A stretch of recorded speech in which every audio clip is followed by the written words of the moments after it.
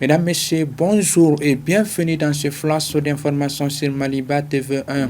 Le Mali, à l'instar de la communauté internationale, a célébré ce 8 mars la journée mondiale des droits des femmes.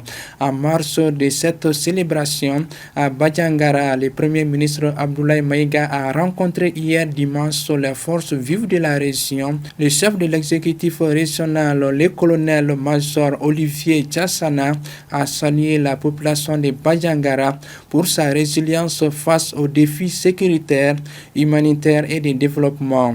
Pour sa part, le Premier ministre Abdoulaye Maïga a salué l'engagement des autorités régionales en faveur de la paix.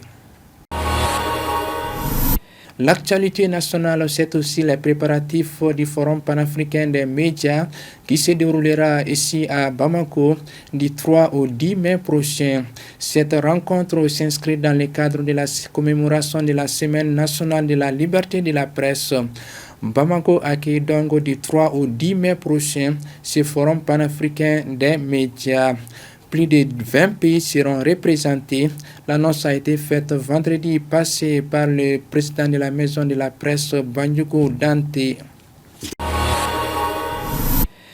L'actualité internationale à présent en Guinée, le gouvernement a annoncé ce samedi 7 mars la dissolution de 40 partis politiques, notamment le Rassemblement du peuple de Guinée de l'ancien président Alpha Condé, l'Union des forces démocratiques de Guinée de l'ancien premier ministre Cellou Dalein Diallo et l'Union des forces républicaines de l'ancien premier ministre Sidya Touré sont tous concernés par cette mesure. Selon l'arrêté, ces formations politiques ont été dissoutes pour non-conformité avec la nouvelle législation guinéenne adoptée en 2025.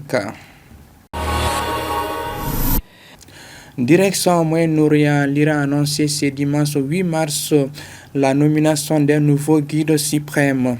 Mojtaba Khamenei, le fils d'Ali Khamenei, tué le 28 février au début des frappes israélo-américaines, est le choix des dirigeants du pays.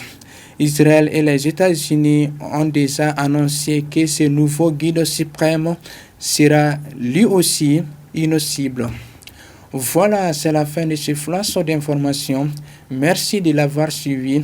Restez connectés à Maliba TV1 pour vous informer.